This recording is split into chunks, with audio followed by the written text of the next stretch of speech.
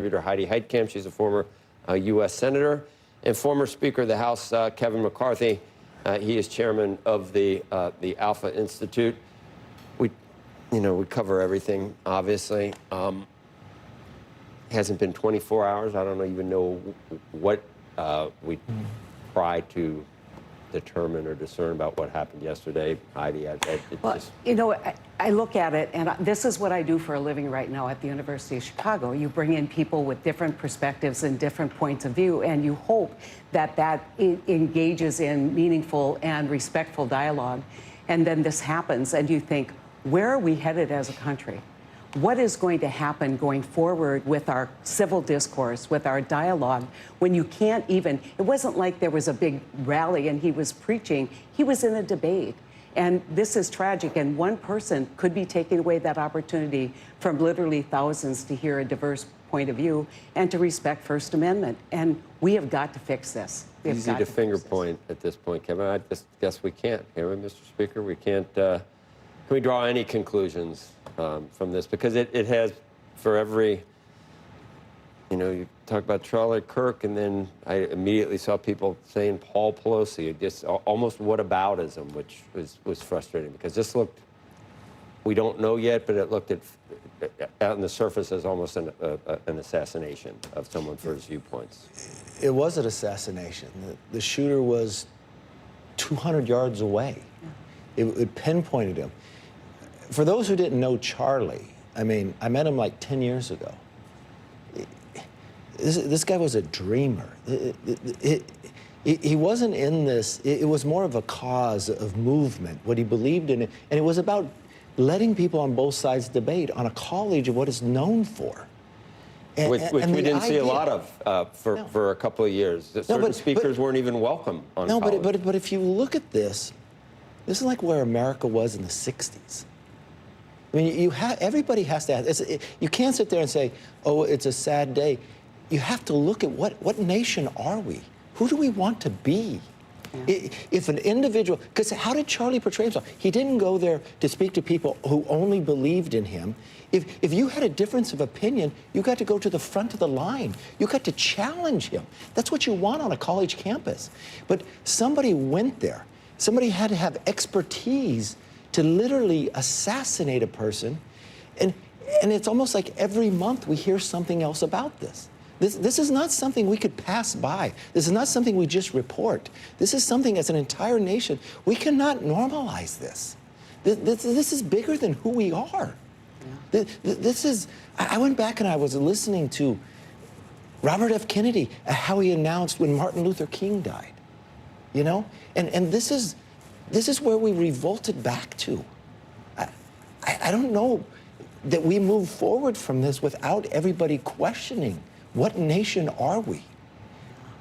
Well, it wasn't just normalized, and we talked about Luigi Mangione and United Healthcare.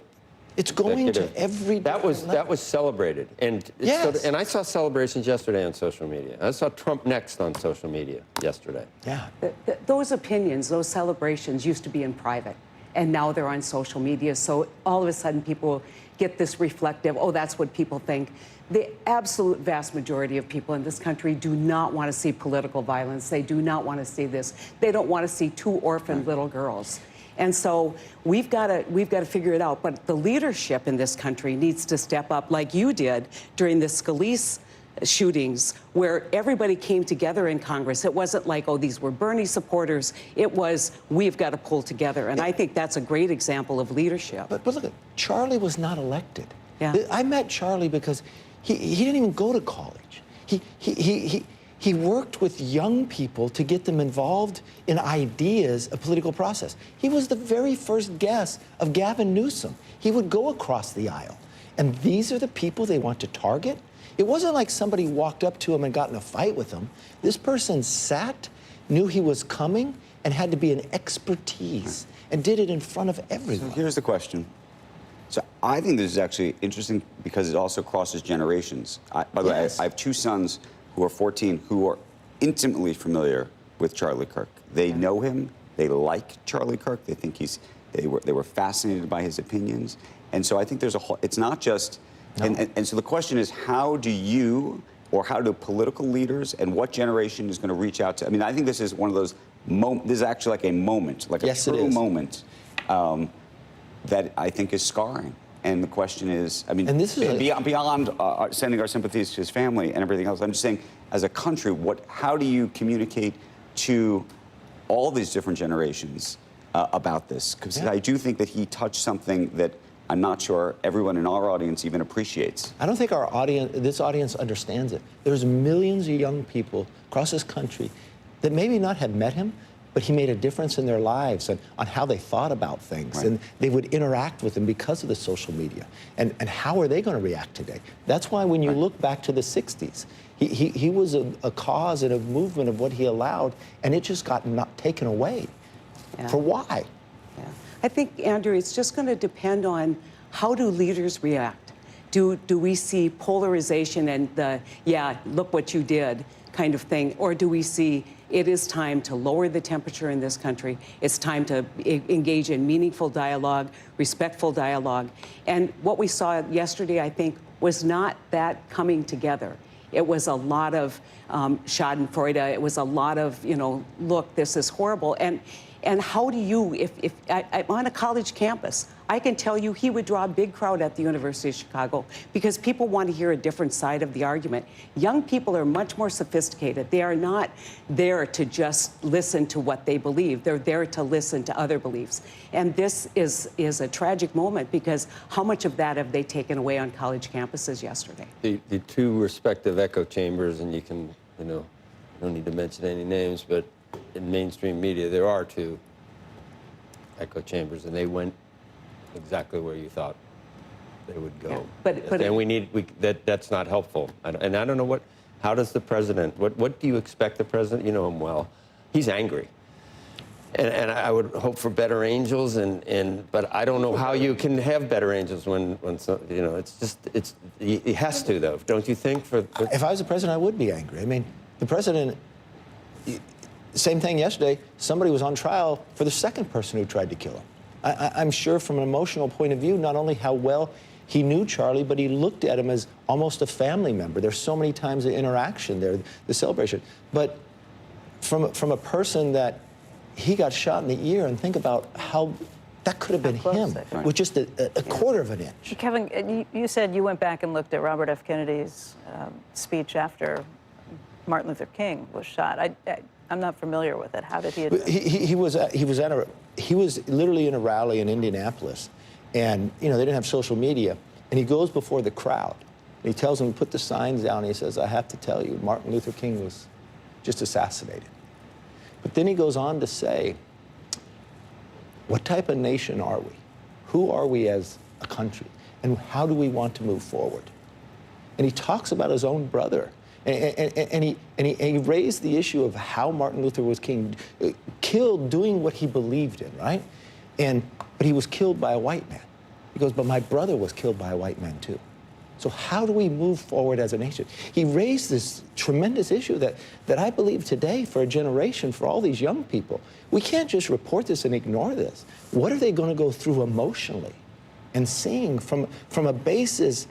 You talk about both sides get together. That's exactly what he was doing yesterday.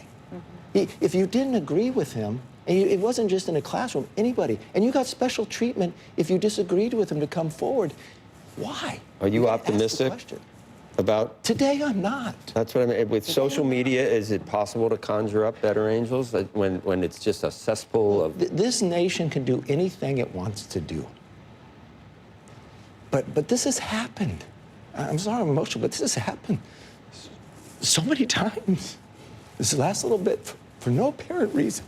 And Charlie believed, he lived his life in a way, his family, his young kids. I mean, he was, I apologize. No, don't apologize. I just watched him. He loved being a father. He loved being a husband. He loved what he did. I met him because he inspired kids to run for to run for office, and it was extraordinary. And then for your audience, he was an entrepreneur. He had to raise the money, but how did he raise his money? Because what he achieved. Mm-hmm. And to be struck down. He didn't do this because he wanted to become an elected position. He could. He could have gone into the administration. He didn't. He didn't do any of that. And he was struck down in a nation that we believe in a college, that this is a place we could have these debates. It's just not right. It really isn't. Kevin, you shouldn't ever apologize for your humanity in feeling this. It's a horrible, horrible situation. But what does it say as us as a country? Says we need to do better. That's what it says. It's more than doing better. And we need to listen to what Andrew's saying, because those 14-year-olds are watching, and they want to know where's the leadership, and how did this happen, and how is it not going to happen again? And we always forget that part. And the part that I think you played when Scalise was shot on the baseball field, that was a moment that we should all reflect on. Didn't help, and, did it? Yeah, Didn't because last. it was a coming together. It was a lack of blame. And it was we are all in this together. And if we want to have a democracy in this country, we have to cure the problem of political violence. Political dialogue needs to be respectful, and we cannot tolerate on either side, regardless of what people have said in the past, regardless of what people have done. We cannot tolerate this, because the best people in this country will not step up to serve, will not step up to have an opinion. They will say, it is not worth it in my lifetime. And that is not good for where we are as a country. I'll leave it at that. Senator, thank you, and love you, Mr. Speaker. Thank you. Appreciate it. Squawk Box will be right back.